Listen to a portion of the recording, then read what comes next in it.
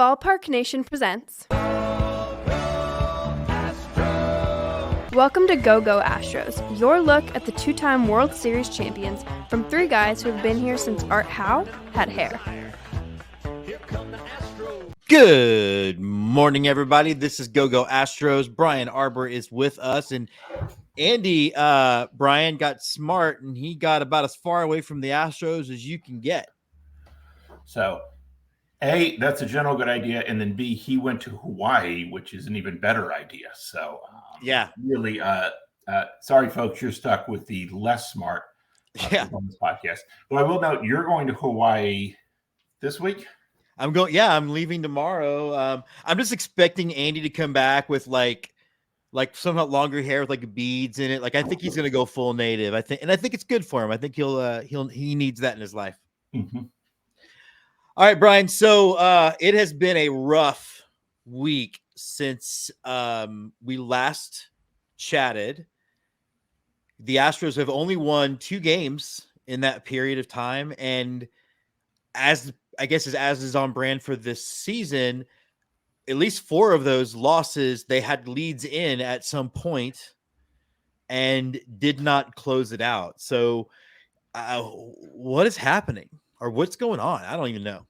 I mean, the offense picked a really bad week to have a slump. Really bad week. Yeah, because they got 6 quality starts this week. We sat here a week ago and we said, hey, the Astros are going to get 6 quality starts. You're like, okay, they'll lose a close one in there, but that's a good formula for a 5-2 week. And instead we sit here on the other side. They scored 18 runs. So as much as people want to talk about Ryan Presley or the error by the defense or stuff, others you've been talking about that in your things we talked about in the short hops this week. Really, the problem is the offense just took a week off. And I guess the other problem is they can't afford that right now. You've talked all season about the difference between the emotional hole and the real hole. The hole actually is starting to feel real to me. I mean, at this point now, you're 7.5 back. We are already into June, and it's not over by any stretch, but it's starting to feel like the leeway is evaporating quickly. Yeah, and one of the things I talked a lot about the emotional early in the season, but they got so far down so quickly that one of the things I quickly realized is they have to play like some of the best teams in franchise history to get to a point where they'll be in playoff contention. And they did that for a while there. They did it for 15 games. They had a 15-game stretch. They went 10-5. They were playing, sort of well. And they're still, again, overall, they're not scoring runs, but batting average on base, they should be scoring more runs than they actually are overall. Not the case this week. They hit poorly this week, with the exception of all the home runs on I guess it was Saturday. Yeah. They can't afford really any more weeks like this. We've talked about their need to sort of stack series wins. And if you win series, you're winning, 2/3 of your games. They kind of need to win 2/3 of their games or something like that to end up over 90 wins, where we kind of think they need to be in the playoffs. Yeah, and of course, a couple of those series in there are against teams that they really should have beaten and didn't, and that's always going to come back and kind of bite you in the rear end. Yeah, and again, one of their big issues is they have a terrible record in 1-run games. A lot of that is just, coin flips, balls finding holes, things like that. But, that tells you that, over the long run, that's going to even out. But the long run may involve a future season at this point. the long run might be 2025. Is that what you're saying? Yeah. Look, you mentioned and you let Presley off the hook a bit, and I do appreciate that. Although I'll disagree in the sense that if a starter loses 3-2, then I will go and look at the offense. But the job of the bullpen is to hold whatever lead you have. And the fact that this has happened now twice in 4 games, not even 4 appearances, but twice in 4 games, 2 appearances in a row, is part of the reason why. Read the tea leaves for me. Is part of the reason why Hader was signed because the Astros started to see some of this decline in Presley? I mean, depends on your definition of decline, because if you look at his strikeout rate, it's 11 per 9. There's a little bit of leakage in his walk rate, but mostly it's balls are finding holes on Presley. Now, as you say, the job of a bullpen guy, particularly a high leverage bullpen guy, is to get outs and not give up runs. And these are the people you put in tie games or 1-run games because you expect them to keep the score where it is, to not give up a run. So again, from the long run, I think Presley's fine. From a short-term perspective, this week was a disaster for him. But again, my focus on who am I going to blame for this week? It's the offense. The bats didn't show up this week. So we basically put too much pressure on the bats, put too much pressure on Ryan Presley. No, I mean, that's fair. Okay, let's talk the elephant in any room he's in is Jose Abreu. You know, he had the home run, but like I was there for that, and it got out of here because baseball's weird that way. It's not like he really drove it. It was an opposite field shot that I think cleared the wall by feet. Overall, how much longer do you think the Jose Abreu's leash is, or do you think is it like, did that home run buy him another week, or what's your take on that?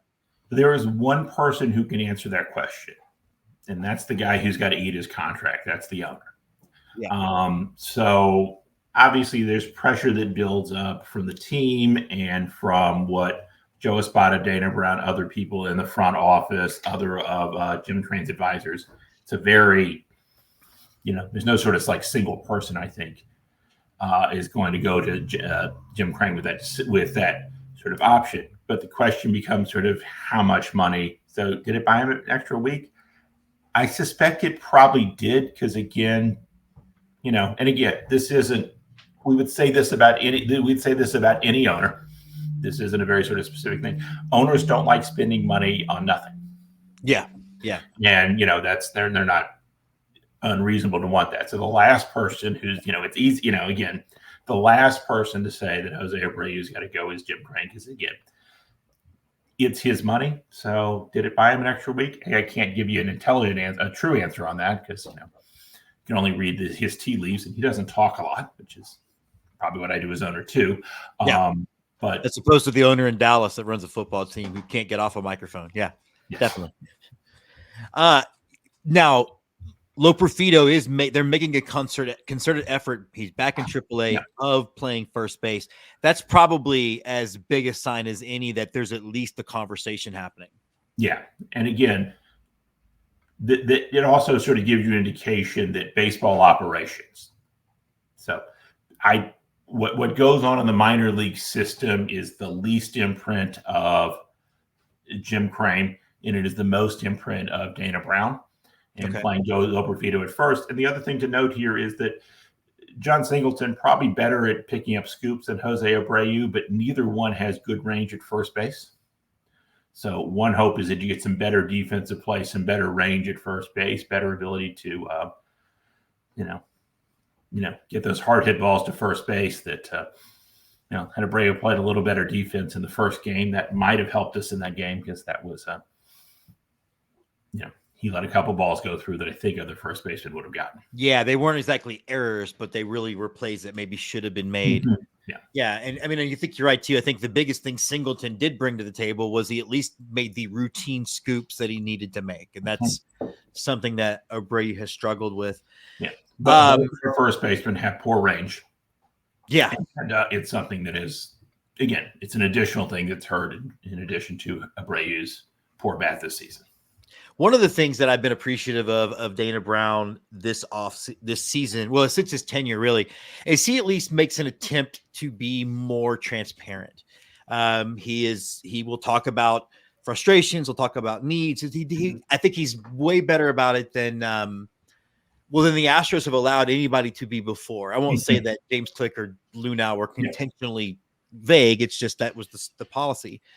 The lack of wanting to discuss Urquidy and Javier has me as stressed out about as anything. The fact that I don't think we still have an answer.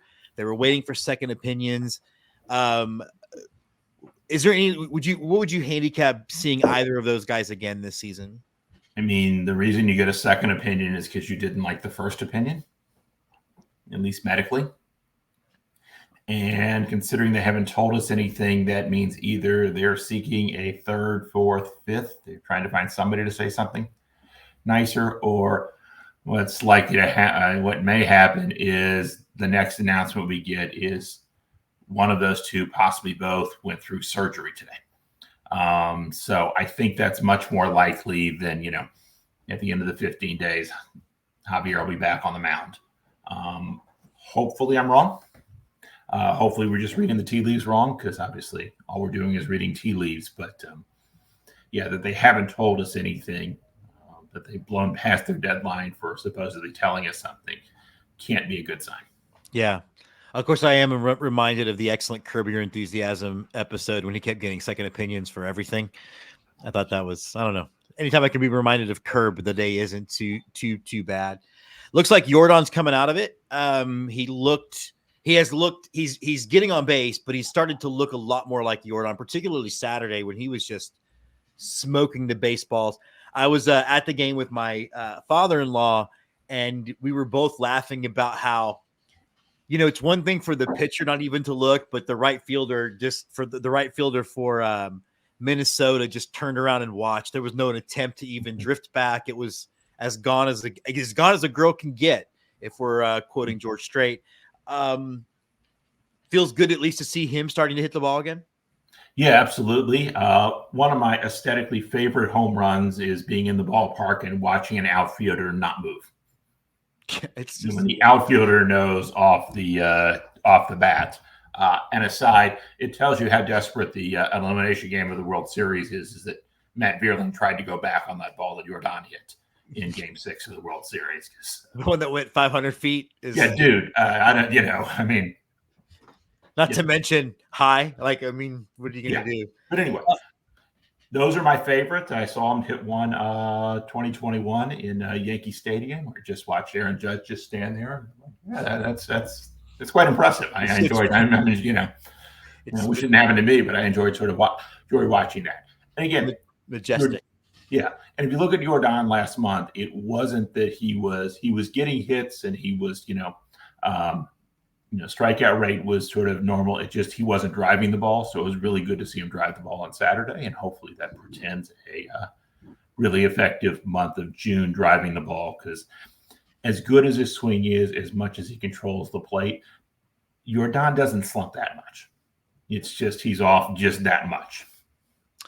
Well, speaking of, it does look like at least we're getting the second signs of Bregman coming out of it again. He had that stretch, I think, of about 3 or 4 games, and then he went right back into the tank. But it seems like, again, he's put together at least 3 or 4 games where he's hitting with power. In many ways, of all the things we've discussed, all the issues with the offense, it kind of comes down to Alex Bregman. If Alex Bregman has even a bit better year, you might be talking about 5 or 6 more wins the other direction. Yeah, in Bregman, one is he's at a key spot in the lineup. He's hitting behind both Tucker and Jordan, who are, as we just talked with Jordan, and obviously I think Tucker leads the league in walks. They're getting on base. Yeah. And then Bregman's been, Bregman's slump. And it's the thing that has been most sort of structurally, like I said, the team, hey, they're really good. They're really good numbers, and batting average on base, slugging is just not in run. So that will come around over the long term. It's Bregman's sort of the one sort of structural issue with the offense. Is he this, has he somehow lost his step, or lost a bit of bat speed, or lost something that's, making him sort of worse off? And this is an encouraging week to say that now he's going to get back to being Alex Bregman soon enough. And again, the team desperately needs that, not just because in general they need anything, but he's at a real key. Assuming he hits 4th or 5th, he'll get plenty of opportunities with runners on base.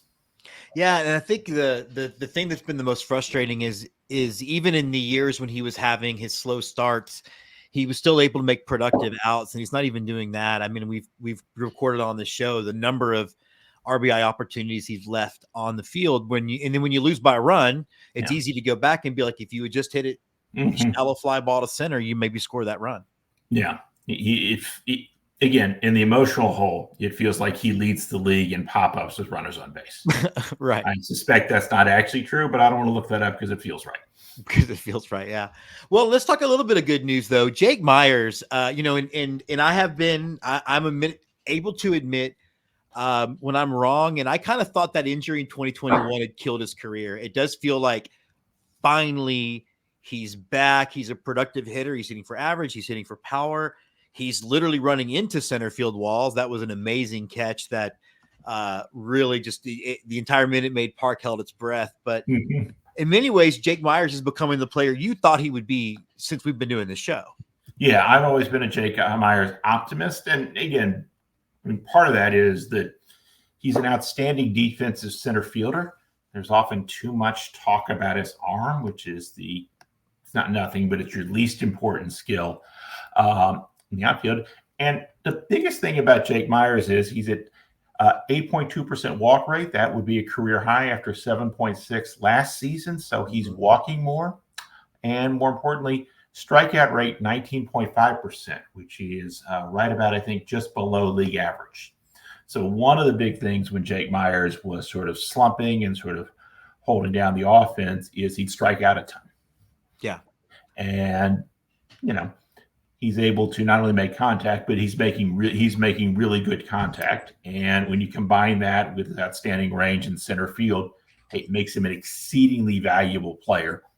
If he can add offense, I just expect him to be a league average hitter. If he adds that with his, with the defense, hey, that's something right there. And again, try to focus on what players can do rather than what they can't do. And I think Jake's always gotten a little sort of too much because this sort of negativity including from, sometimes it seemed like the manager of the front office too. Right. And now it's, he is a valuable person in the lineup. He's hitting, I think he hit 5th the other day. So again, you can sort of see the big help he is to the team when he can do both of those skills. Yeah, I mean, just talking about the Bregman struggles again, like I feel like I would trust him or Pena up with, I just need to put the bat on the ball more than Bregman right now. Although, again, he seems to be turning it around. Okay, so the knee-jerk reaction is always to blame the manager. And I'm just watching these games, and yeah, there maybe as a choice here and there. They maybe, if they had pinch ran for Abreu yesterday, maybe they'd score that run on the fly ball. I don't think so, but maybe. But how do we judge, in your estimation, whether or not a manager is doing a good job or not? And do you feel like Espada meets that criteria? Yeah, this is difficult because the major job of major league managers, I said major twice there, I should edit that. But the most important job of a major league manager is not the strategy. It is his relations in the clubhouse. It's his ability to get the team pulling in the right direction and to get people to whatever sort of issues they're having, hey, I don't like, I wish I was playing more. I wish I was this spot in the lineup, or, my wife and I got in a fight last night and I'm just annoyed right now. I'm just having a bad day, is to be able to put that aside and to focus on baseball and playing for the team and sort of reduce sort of tension in the clubhouse. Is he doing that? I don't know. It's really sort of hard for us to tell. There's nothing that sort of has bubbled to the surface that's real sort of obvious in sort of people. Except for the Heyman report. Nightingale. Nightingale. Right. The Nightingale report, which is not nothing, right? Because again, I talked about how Nightingale has the best sources in the Astros front office. And so there's probably something there. What I don't know is if 4 players went last year and it just never got reported, or 8 players went in, whatever year, I'm sure. I'm sure 25 players went in 2012 or something, but yeah. I had to go into management in 20. We all went to management in 2012. Trade me, please. Yeah, I don't know sort of how to compare this. I also don't know if that's, it's also just like, hey, can you tell him that he needs to do X, Y, or Z better because he's still thinking about this as a bench coach? And that got sort of blown up or misinterpreted in the game of telephone to the reporter, right? There's all sorts of sort of interpretations there. So at one level, I don't know, right? In the end, this is a veteran team that expects to win. So if it continues to be below 500, hey, they may just want someone else for the sake of someone else. Yeah, I think it's a great point because he's a rookie manager, which means there's nothing to fall back on, and the team is underperforming, and it's underperforming in many ways from players that are in their prime. So what is the one thing you can change? Yeah. And maybe, I feel like his job, what he's had to deal with this season is even harder than Dusty's job in 2020. Like it was still a team that was not, I think, angry to prove something after everything came out. This just feels like, I don't know, it feels almost apathetic, which I know we can't diagnose from here, but that's kind of how it feels. Yeah, and the other part of it was a continuity hire, which is to say they didn't turn over anybody. They didn't turn over the pitching coach or the hitting coach. The bench coach was the first base coach last year. There's almost no turnover in the coaching staff, which is mostly, I think, Dana Brown made this decision that, things are going well and we should, we don't have the manager anymore, but we should keep everything else going, which I think actually increases the chances that, at the end of the season, they say, let's just get some new voices in here and try that. Will that happen? I don't know. And obviously it depends on what happens over the next, the next 110 games. But obviously that's a possibility. But I think it's mostly based on expectations. And again, the context of, this being a continuity hire. Okay. So is there a universe where you can see either a manager or a hitting coach, a replacement midseason to kind of just shock the system a little bit, get a different voice in there? Because for all the bemoaning that we're doing, they're still very much they're a good week away from being right back in this thing. What's Phil Garner doing? Getting older, Brian. He's well, aren't we all? Aren't we all? Yeah. Hey, Art Howe's right there. So, and your student could learn actually who Art, who Art Howe, not Art Who, but Art Howe.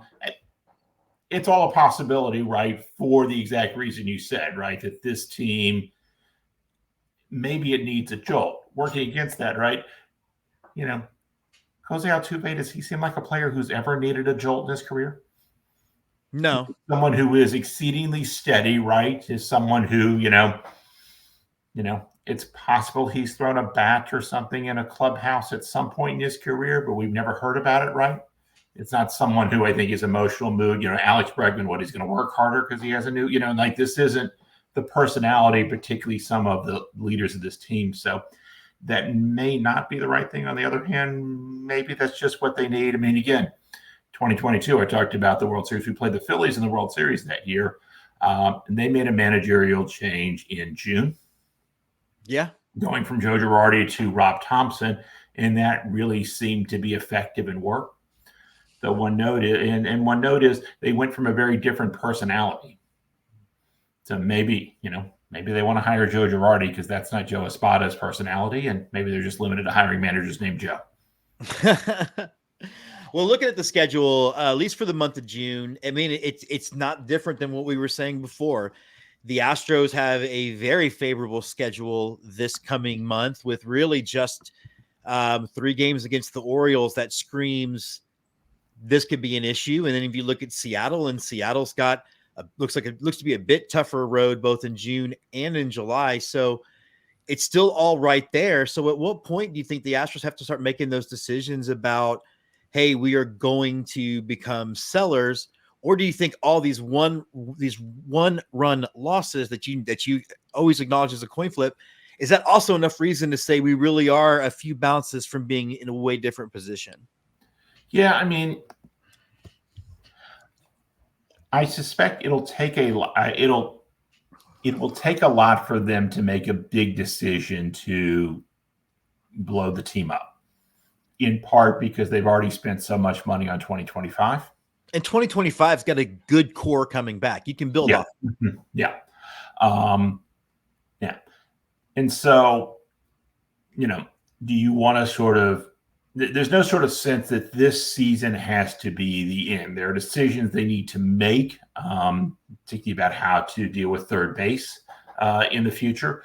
But everything else should be coming back. And again, they've got a lot of sort of payroll spent on this. And also, there's reason to think 2024 and 2024, even if it's a lost season, that 2025 could be better than what's going on in the future, because future stars coming up through the system, they don't seem to have a lot of them, though they are able to manufacture those better than most other teams. So hopefully that continues. But if you're sort of thinking ahead, future, they may make some moves around they could make some move around the edges. But I think the decision to do that, so one is, if I'm in the front office, I've got people sort of researching, I've got people researching potential deals for trading away players, but I've also got people researching potential deals for sort of adding players, because you have to sort of do both. The final decision won't happen until after the All-Star break. Yeah, and there's no scenario where they should blow up. You can maybe see some trading on the edges to bring in some farm depth, but yeah, I can't see any major decisions to blow anything up. All right, so we got 3 against the old rival. The Cardinals are back in town, and then you guys will be back on the air after 3 against the Cardinals and 3 against the Angels. What do you feel like the Astros need to do in these next 6 to make you feel like, okay, there's still a run left in these guys? 4-2. And so we've got to stack series wins together. So let's try to win both of these series. Anything above that would be gravy. Anything below that would be, of course, worrisome to the chances. They've, it's bad week. I think their playoff chances moved down from like 50% to 30% on Fangraphs this week. So it's and also my expectation is they have to sort of move up steadily. Yeah, exactly. It's got to be. The cliche is one game at a time, but it's one game at a time, and you still have 6 or 7 games against the Mariners. You can, and you. It's so funny. It's so sad, I guess, because all those games were very close too. And to your point on Fangraphs, when they went in that Mariners series pretty much even as far as Fangraphs projections, and then all hell broke loose.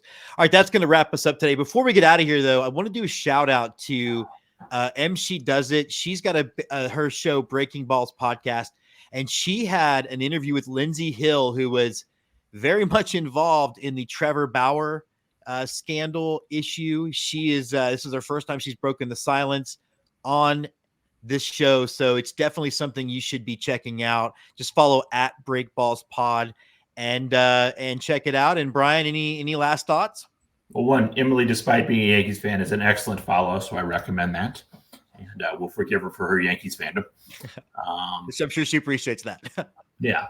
And again, hey, the good news is we're getting really good starts from Spencer Arrighetti. We didn't mention his name on this podcast. And it's been, again, sort of frustrating because, again, it's not getting rewarded. But he's turning into one of our better pitchers. And that, I think, has exceeded my expectations for him this season. So that's encouraging.